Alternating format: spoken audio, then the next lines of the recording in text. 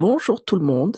Alors là, aujourd'hui, on se retrouve pour une nouvelle vidéo où j'ai envie de te parler de toutes ces injonctions qu'on entend au quotidien et que nous, mamans entrepreneurs, on a eu tendance à suivre. Voilà. Si je te dis, étudie ton marché avant de te lancer, prépare une offre irrésistible, regarde ce qui marche chez les autres et fais pareil. Et en fait, c'est des conseils qu'on voit partout. Instagram, les groupes Facebook, ou si tu as des copines d'entrepreneurs comme toi avec lesquelles tu discutes, tu verras qu'elles sont dans le même cas que toi. Et si je te disais que ces conseils qu'on donne à toutes ces mamans qui veulent se lancer, mais c'est exactement ça qui les empêche d'avancer. J'ai accompagné plusieurs mamans entrepreneurs et elles font toutes les trois mêmes erreurs au début. C'est pas des erreurs de compétences, mais c'est des erreurs qu'on leur a insufflées alors qu'elles avaient du coup les meilleures intentions du monde. Alors, suis-moi dans cette vidéo et je vais te montrer ces trois erreurs. Et après, si ça te parle, c'est vraiment des sujets que l'on travaille dans la tribu des femmes souveraines. L'erreur numéro un, vouloir tout préparer avant de se lancer. Ça, c'est vraiment un conseil qu'on te donne. C'est, il faut vraiment que tout soit prêt avant de lancer, que ton offre soit finalisée, le site internet terminé, les réseaux sociaux régulés depuis au moins 3 mois, présentation impeccable. Alors, c'est vrai que sur le papier, c'est top, mais en vrai, c'est un piège. Et j'ai une femme avec laquelle j'échange régulièrement qui a mis plus de 8 mois à sortir sa première offre. Elle a retravaillé son positionnement, son nom de marque, ses visuels. Et pendant tout ce temps-là, ben, elle n'avait pas un seul client. C'est parce qu'elle n'était pas compétente, c'est qu'elle attendait d'être prête, que tout soit parfait, alors qu'on ne l'est jamais vraiment. Ce conseil de tout préparer avant de sortir quoi que ce soit part d'une bonne intention, une intention correcte. Malheureusement, personne ne veut te voir échouer publiquement. Mais dans les faits, il te mettait dans une phase de préparation perpétuelle. Ta vie de famille est déjà pleine. Tu as souvent un travail à côté, plus ton business qui, du coup, reste plutôt au niveau des marges, hein, parce que sinon, voilà, le soir, ben, tu es crevé. Le dimanche, au lieu de te reposer, ben, du coup, ben, tu travailles encore. Et en fait, ce n'est pas un manque de discipline.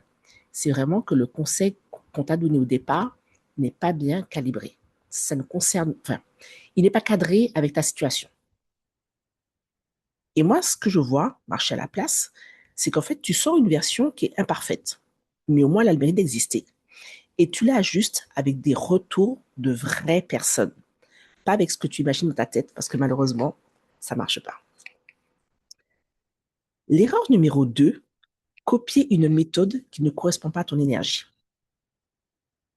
Alors, on te répète souvent, oui, sois régulière, poste tous les jours, avoir un planning fixe. Applique la méthode de telle personne, tu vas voir, celle qui a cartonné, pour toi, ça va marcher.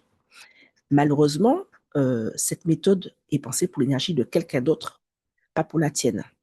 Par exemple, moi, je suis manifesting générateur, profil Cal 6, et mon énergie, c'est pas une ligne droite. Je travaille par vague sur plusieurs projets en parallèle et je démarre vraiment quand quelque chose m'attire. C'est pas un planning qui dicte mon quotidien, en fait.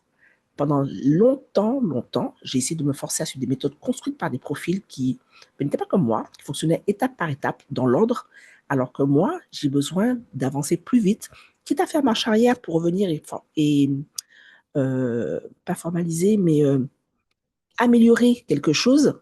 En fait, c'est mon mode de fonctionnement. Et le fait d'aller par étapes, je m'épuise, je perds en fait en kiff et du coup, ben, ça me rebute et j'ai du mal à avancer et du coup, j'ai pas de résultats qui suivent. Et c'est ça que je vois chez mes clientes. Elles suivent un planning de publication qui ne leur correspond pas. Elles culpabilisent quand elles ne tiennent pas le rythme. Et en fait, elles s'en concluent que c'est elles le problème, alors que pas du tout. C'est la méthode qu'on t'a vendue comme étant universelle, alors qu'en fait, elle ne l'est pas. Et c'est vraiment ce que je leur apprends dans la tribu, à se créer vraiment un business, une communication, une organisation qui leur correspond, parce qu'on part de leur human design, de leur thème astrologique et du coup de leur vraie énergie. On part de leur quotidien, être maman, avoir 2, 3 enfants, suivant l'âge des enfants. Et en fait, tout ça joue sur ton organisation et sur ta création de contenu, ta création d'offres au quotidien. Alors, la liste d'attente est ouverte. Je te mettrai le lien en description si tu souhaites rejoindre la tribu. L'erreur numéro 3, confondre être occupé et avancer. Tu sais, la procrastination active. Je ne sais pas si ça te parle. Ça fait beaucoup, beaucoup, beaucoup de dégâts. Parce qu'effectivement, tu publies beaucoup, tu réponds à tout le monde, tu restes visible tout le temps.